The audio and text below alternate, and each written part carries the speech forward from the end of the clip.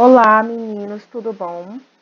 Bom, é, na nossa aula de hoje a gente vai falar um pouco sobre núcleo celular, certo? Eu dividi essa aula em duas partes, onde a primeira parte a gente vai falar um pouco sobre a estrutura do núcleo celular e a segunda parte a gente vai falar sobre as divisões celulares, mitose e meiose, certo? Mas antes da gente entender o que é divisão, a gente precisa entender o que é o núcleo celular, certo? O que compõe o núcleo celular. Pois muito bem, o núcleo celular, ele é a parte mais interior da célula. A gente aprendeu desde o começo do ano a estrutura celular, que ela é dividida em três estruturas principais: membrana plasmática, citoplasma e o núcleo celular. Pois muito bem, o núcleo ele é a parte mais interior da célula, é basicamente a central. A célula ela funciona, ela se reproduz, ela tem as suas funções biológicas porque a gente tem um núcleo que dirige e direciona as funções que a célula precisa executar, certo? Com relação ao núcleo, a gente tem a separação de dois grupos de seres vivos. Isso também vocês aprenderam e aprenderam também até a diferença entre eles, né? Então, a gente tem os seres procariontes, que como exemplo a gente tem as bactérias, e a gente tem os seres eucariontes, animais, plantas, fungos e por aí vai, certo? Diferença básica é justamente o núcleo. Os seres procariontes, eles são anucleados, eles não vão ter núcleo, ou eles não vão ter o núcleo verdadeiro, aquele núcleo compactado com estruturas e formas que vão designar a função da célula. Não. Os procariontes, eles vão ter um núcleo que vai ser disperso na própria célula. A gente vê aqui nessa imagem de uma bactéria e a gente vê que o núcleo dela é isso aqui, ó, que a gente também chama de nucleossomo, que é justamente esse material genético que é completamente disperso, certo, na célula da bactéria. Já os seres eucariontes, eles vão ter um núcleo mais compactado. Por quê? Porque eles vão ter o que a gente chama de membrana nuclear, ou envoltório nuclear, ou a famosa carioteca, né? Que essa é uma das principais diferenças entre seres procariontes e eucariontes. É a questão da ausência ou presença da carioteca. Os seres procariontes, eles não vão ter carioteca. Já os seres eucariontes, eles vão ter carioteca, por isso o nome, né? A gente já sabe isso. E a carioteca é uma membrana que vai circundar o núcleo e ela vai fazer com que o núcleo ele fique compactado dentro de uma célula. Então, ele vai diferenciar o núcleo das outras estruturas celulares, certo? Uma das primeiras descobertas do núcleo celular foi através do experimento de Balbiani, que foi um cientista do século XIX, onde, a partir do seu experimento, chamado de experimento de Balbiani, ele pôde diferenciar as células e, principalmente, conseguir entender a funcionalidade do núcleo celular, né? Então, o que ele fez? Ele pegou uma célula, certo? Ele desintegrou essa célula e ele dividiu essa célula em duas, onde uma ele pegou e retirou o núcleo e aqui ele deixou intacto.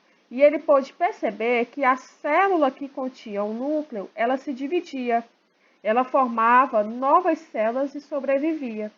Já a célula que não contém o núcleo, o que fazia? Ela morria, justamente porque ela não conseguia se dividir e não conseguia sobreviver, justamente por causa disso, certo?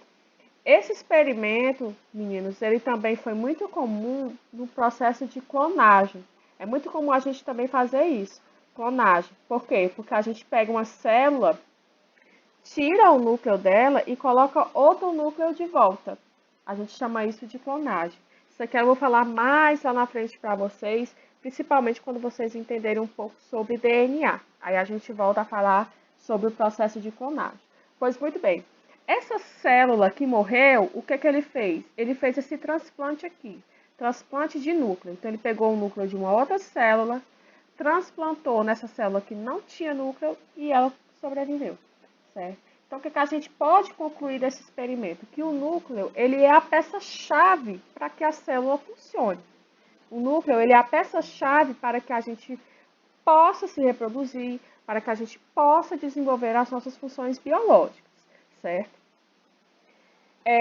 Com relação a núcleos, a gente vai ter células que vão ter um núcleo, a gente vai ter células que vai ter 2 ou mais núcleos, e a gente também vai ter células que não vão ter núcleo. Como assim, Aush? Existem células que não contêm núcleo? Existe. E são eucariontes? São eucariontes, certo? Mas começando por aqui. Um exemplo clássico de células que contêm um núcleo ou 2 núcleos é o paramécio. Para quem não sabe, o paramécio ele é um protozoário, certo? E ele vai conter 2 núcleos, como vocês podem ver aqui, um núcleo maior e um núcleo menor, certo? O maior ele vai desempenhar uma função e o núcleo menor ele vai desempenhar outra função. Isso aqui tudo, galera, é uma célula, ó. Tudo isso é uma célula, certo? E também existem aquelas que são anucleadas. Um exemplo clássico é as nossas hemácias, células sanguíneas. Para quem não sabe, as hemácias, elas são anucleadas, elas não vão ter núcleo, por isso que ela tem essa conformidade aqui, como vocês estão vendo. Por quê? Porque as hemácias, elas vão ser responsáveis por transportar o oxigênio nas células, certo? Então, a gente respira graças às nossas hemácias que transportam o oxigênio. E por transportar o oxigênio, ela só tem essa função. E por só ter essa função, ela não necessita de um núcleo. Então, elas são anucleadas. Então, a gente vai ter células que são nucleadas, que são binucleadas, né, como o paramécio, e as anucleadas, que são as hemácias. Então, a gente tem essa variedade de células com núcleo, certo? Com relação à estrutura nuclear. Isso aqui, galera, é um desenho simples, onde vocês podem ver o núcleo e a estrutura que compõe o núcleo. A primeira coisa que vocês precisam perceber é que o núcleo, ele nunca é totalmente fechado. Como assim, professora? Nunca é totalmente fechado, certo? O núcleo, certo? Ele tem poros, que são essas aberturas aqui. E para que servem essas aberturas? Essas aberturas, elas vão servir para sair as proteínas, para entrar componentes para a formação do núcleo e dentre outros papéis, certo? Então, como vocês podem ver, a nossa primeira estrutura é essa aqui em azul, que a gente chama de envoltório nuclear ou carioteca, certo? Ou membrana nuclear. É ela que vai dar toda a conformidade do núcleo nos eucariontes, beleza? E a carioteca, ela é revestida desses poros, ela não é totalmente fechada, justamente porque precisa desse canal de entrada e saída para certas coisas que podem entrar no núcleo e podem sair do núcleo, certo? A gente tem os ribossomos. Esses ribossomos, eles são aderidos ao núcleo. Por quê, professora? Porque a gente aprendeu na aula anterior que os ribossomos são organelas citoplasmáticas que têm a função de formar as proteínas. Junto com alguns componentes do núcleo, o ribossomo, ele forma as proteínas, certo? Aqui a gente vai ter o nucleoplasma, que é essa parte mais líquida interior do núcleo, certo? Dentro do nucleoplasma, galera, a gente encontra essas manchas brancas que a gente chama de cromatina. Prestem atenção, cromatina. Professora, o que é a cromatina? A cromatina são fragmentos de DNA, que é o que a gente vai aprender já já, certo? O DNA, ele é a nossa molécula da vida. Tudo o que designa o ser vivo é graças ao DNA. Tanto características físicas, quanto características psicológicas, certo? Ou biológicas. Então, tudo o que define é o nosso DNA. Só que o nosso DNA, ele sofre um processo de transformação para entrar dentro do núcleo celular. E a primeira etapa dele é em forma de cromatina, certo? Então, a cromatina, ela carrega as informações biológicas da gente e fica aqui no interior do núcleo. Depois da cromatina, a gente tem outra formação, que aí é presente no nucleolo, que é essa estrutura mais interiorana no núcleo, interiorana, quase que não sai do núcleo, certo? Mais interiorana do núcleo. E aqui dentro a gente vai ter a cromatina em forma de cromossomo, que é o que eu vou já explicar para vocês, certo? Então, essa aqui é a parte mais... Opa! Essa aqui é a parte mais interna do núcleo, beleza? Com relação ao núcleo, a gente não pode falar de núcleo se não falar de DNA, certo? Para quem já viu minha tatuagem no braço, eu tenho o DNA tatuado no braço, porque para mim o DNA ele designa primeiramente o que você é, certo? Então todas as suas características biológicas são devidas ao seu DNA. Altura, cor de pele, cor de cabelo, cor de olho, se tu vai nascer assim, se tu vai nascer assado, se tu vai ser doido, se tu não vai ser doido, enfim, certo? Tudo é gordo, magro, enfim, tudo vai ser condicionado com o DNA. Então, o DNA, ele é uma molécula, certo? Que ele vai condicionar as nossas características, beleza? O DNA, ele é formado por fragmentos que a gente chama de nucleotídeos. Repitam comigo. Nucleotídeos. Os nucleotídeos são estruturas, certo? Que vão ser postas em forma de escadas, uma em cima da outra, e é a partir dessa montagem dos nucleotídeos que a gente vai ter a formação da nossa molécula de DNA, certo? É a partir dessa montagem dos nucleotídeos. E os nucleotídeos, eles são formados por três estruturas. A gente tem o fosfato, beleza? A gente tem um açúcar, um carboidrato, geralmente é a desoxirribose, de novo, desoxirribose, que é um carboidrato que vai formar o DNA, e uma base nitrogenada, certo? Então, o nucleotídeo, ele é formado por essas três estruturas: fosfato, açúcar e uma base nitrogenada. Então, a gente tem a união dessas três estruturas, que elas vão se organizar em sequências, como se fosse uma escadinha mesmo, e a partir dessa organização a gente vai ter a formação do DNA, certo? Professora, e essas bases nitrogenadas, para que serve? Galera, é a partir da sequência dessas basezinhas aqui que vocês estão vendo, ó, certo? Que eu vou já explicar que diabo de letra é essa. É a partir da sequência dessas bases que a gente vai ter a formação da nossa molécula. E é a partir também da sequência dessas bases que a gente vai ter as nossas informações genéticas. Como assim, professora? As nossas informações biológicas. Tudo que designa você é graças às sequências dessas bases nitrogenadas, certo? O que vai diferenciar você de outra pessoa é a sequência dessas bases nitrogenadas. O que vai diferenciar você de uma galinha, de uma barata, de uma bactéria, é a sequência dessas bases nitrogenadas. É a sequência desses nucleotídeos, certo? Por quê, professora? Porque o DNA ele é o mesmo, a estrutura ela é a mesma para qualquer ser vivo. O que diferencia os seres vivos são as sequências. Como o DNA ele está agrupado. Entendem isso? Para vocês verem a complexidade da biologia, a complexidade de nós seres vivos. Nós temos, por conformação, a mesma estrutura de DNA com a barata. Mas o que faz eu ser um ser humano e a barata ser uma barata? É justamente isso daqui, certo? É a sequência dessas bases, é a sequência de como os nucleotídeos eles estão agrupados, beleza? E professora, que letras são essas?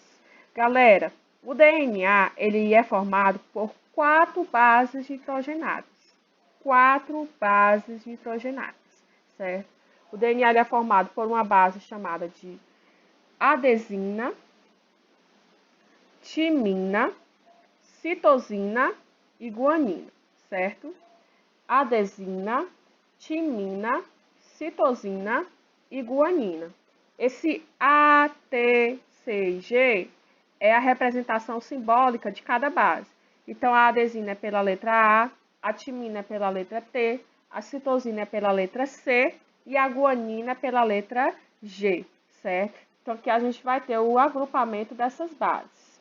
E essas bases, meninos, elas vão ter uma regra. Por quê, professor?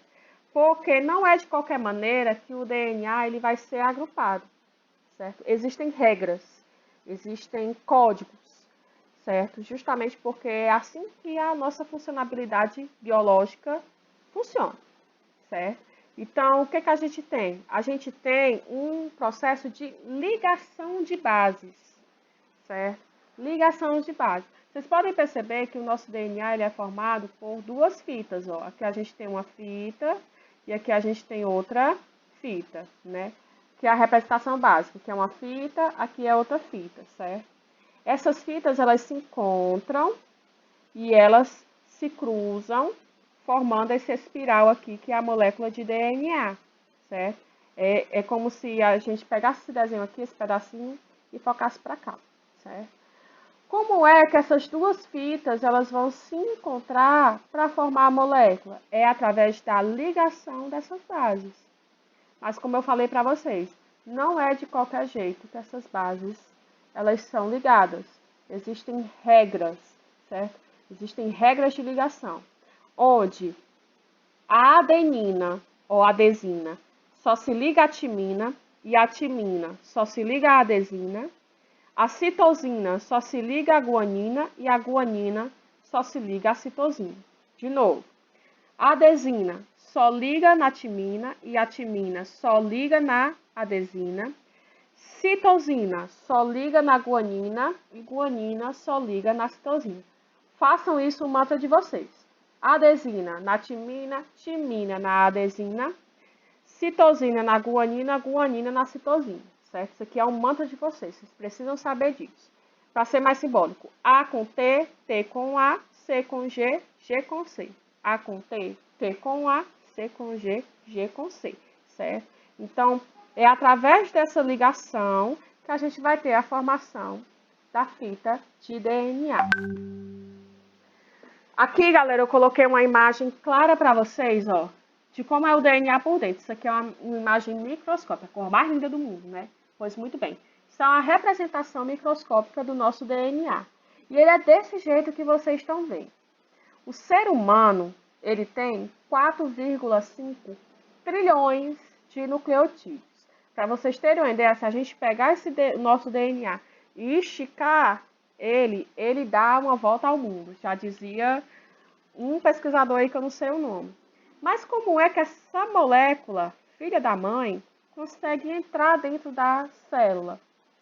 É porque o DNA dentro da célula, vocês vão ver que ela vai ter outra estrutura, certo? Isso aqui é a estrutura primária do DNA. Mas o DNA dentro da célula se vê de outra maneira, certo? Então aqui a gente tem, ó, aqui a ligação das bases. Esses cristais de base são as ligações, certo? E a gente tem a conformidade.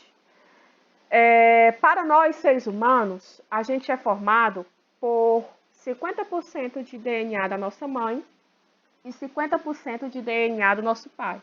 Então, a junção dos dois DNAs forma você, que vai diferenciar. Existem algumas estruturas, algumas informações que vão expressar mais do que outras. Por exemplo, quando você se parece ou com seu pai ou com sua mãe, é porque algumas expressões genéticas do seu pai se manifestaram mais em você do que da sua mãe, ou vice-versa. Isso fez com que você se parecesse com seu pai ou com a sua mãe, certo? Mas fora a questão da aparência física, a gente também tem as questões psicológicas, certo? Então você pode puxar mais o temperamento da sua mãe ou do seu pai, ou vice-versa.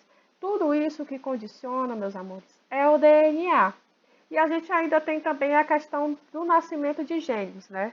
Quando nascem gêmeos que dividem a mesma carga genética, principalmente se são gêmeos idênticos. Para vocês terem noção, gêmeos idênticos, eles só diferem 1% de DNA um do outro. Eles são praticamente a mesma coisa, porém eles têm algumas diferenças, basicamente 1%, certo? Então o DNA ele condiciona isso. Fora a questão física, o DNA ele pode trazer outras coisas. Existem doenças envolvendo DNA, né? A pessoa pode nascer cega, pode ser uma conformidade do DNA. Pessoas que não sabem distinguir cores, que a gente dá o nome de daltonismo, isso aí é uma doença genética, é uma doença que foi feita pelo seu DNA. E por aí faz, né? As mutações, como o X-Men, né? Teoricamente isso não existe, mas eu não sei, nunca se sabe nesse mundo. Mas como o X-Men, né, as mutações genéticas, ela é feita por alterações de DNA, beleza? Aqui a gente tem o DNA no núcleo, certo? Inicialmente, o DNA, como eu falei para vocês, quando eu falei de estrutura, ele vai se apresentar na forma de cromatina. Isso aqui é a cromatina, certo? E a cromatina, ela é dividida em heterocromatina e eucromatina. A heterocromatina são cromatinas diferenciadas. E a eucromatina são cromatinas verdadeiras. Qual é a diferença, professora? De novo, que a eucromatina, ela vai trazer a tua carga genética. Já a heterocromatina, não, certo? É a junção delas duas que dá a cromatina. A gente tem a carioteca aqui bem direitinho, ó. Então, inicialmente, o DNA está em forma de cromatina, certo, meninos? Depois que ele se transforma em cromatina, ele vai se condensar ou se espiralizar até formar os cromossomos. Pronto. Fechamos aqui. É assim que o teu DNA é representado no núcleo, ó, em forma de cromossomos, certo? Como isso acontece? É simples. Você tem o DNA primário, que é aquela fita, certo? Esse DNA, ele vai se interagir com proteínas, que a gente chama de proteínas histonas, certo? Proteínas, a estrutura de DNA, ela interage com as proteínas histonas, ela vai formar um processo chamado de condensação, que é justamente esse processo onde o DNA vai se condensar, formar filamentos, que a gente vai chamar de cromatina, que é o primeiro processo de condensação. Essa cromatina ela vai se condensar ainda mais, formando filamentos mais finos, até chegar ao seu estágio final, que é o estágio de cromossomo, certo? Isso aqui é a cromatina completamente condensada. E são os cromossomos que a gente vê dentro do núcleo celular. Como eu falei nos slides anteriores, nós temos 46 cromossomos, divididos em 23 pares, onde o último par é sempre o par sexual, certo? É o par que vai definir se você vai ser homem ou se você vai ser mulher. Bem aqui, tem falando bem direitinho aqui para vocês, ó. O cromossomo, ele é a estrutura mais condensada, como eu falei para vocês, a forma mais compactada e nítida do núcleo celular. E aqui, no ser humano, a gente encontra 46 cromossomos. Todas as nossas células, dentro do núcleo, a gente vai ter isso daqui, certo? 46 cromossomos. E são divididos em 23 pares. Essa imagem que vocês estão vendo aqui, certo? É a imagem de um cariótipo. Para quem não sabe o que é um cariótipo, é o nosso conjunto de cromossomos. É assim que o cromossomo ele é visto dentro do núcleo humano, certo? São 46 dividido em 23 pares. Aqui a gente tem um par 1, par 2, par 3, par 4, 5, 6, até o par 23, certo? Onde 22 pares, meus amores, são autossômicos. Professora, o que é isso? Tudo que é autossômico, e eu quero que vocês gravem bem, tudo que é autossômico é aquilo que não tem caráter sexual. Não vai definir sexo, não vai ter a ver com o sexo da pessoa, certo? Ou do ser vivo. Aí a gente chama de autossômico. Então, a gente tem cromossomos autossômicos, a gente tem células autossômicas, certo? E por aí vai. E a gente tem o par sexual, certo? No caso, quando esse par sexual vier dois cromossomos X, for duplamente X, porque o cromossomo X ele é representado e o cromossomo Y também. No caso, se vier 2X, quer dizer que é mulher, certo? Se o par sexual for XY, quer dizer que é homem. Como assim, professora? Os cromossomos sexuais, eles são representados pelo X e pelo Y, certo? Os cromossomos sexuais são representados pelo X e pelo Y. Se for XX, se dentro desse cariótipo vier um par XX, isso quer dizer que isso é um cariótipo de uma mulher. Se for XY, é um homem, certo? Só uma curiosidade para vocês. Quem define o sexo da criança é sempre o pai. Por que, professora, que é sempre o pai? Porque futuramente, quando vocês forem ver reprodução de seres vivos, vocês vão ver um processo que a gente chama de gametogênese, que é a formação das nossas células sexuais, óvulo e espermatozoide, certo? Quando a gente forma o óvulo, quando a mulher forma um óvulo, ela só pode doar o X. Então, ela sempre vai doar o X, porque ela é duplamente X. Agora, o homem, quando forma os seus espermatozoides, eles podem formar espermatozoides contendo X e espermatozoides contendo Y, certo? Então, se o espermatozoide contendo X fecundar um óvulo, quer dizer que vai nascer mulher. Se o espermatozoide contendo Y fecundar o óvulo, quer dizer que vai nascer homem. Então, quem define o sexo da criança é sempre o pai, certo? Assim como a gente tem os cromossomos normal, os cromossomos eles também podem fazer um processo chamado de mutação. E as mutações cromossômicas, elas estão relacionadas principalmente à estrutura do cromossomo.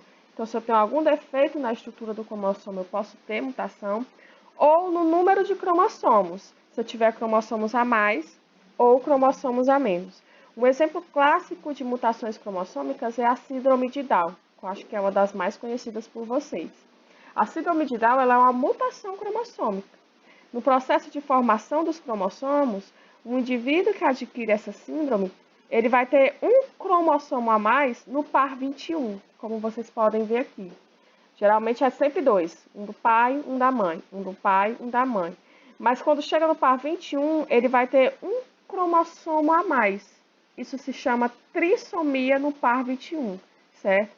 Uma pessoa que nasce com um cromossomo a mais no par 21, ela nasce com a síndrome de Down, certo? E existem outras síndromes que são relacionadas à estrutura dos cromossomos, ao número dos cromossomos, que isso vocês vão entender melhor nas próximas aulas, certo? Meninos, no mais é isso, beleza? Espero que vocês tenham entendido um pouco sobre a estrutura cromossômica, certo?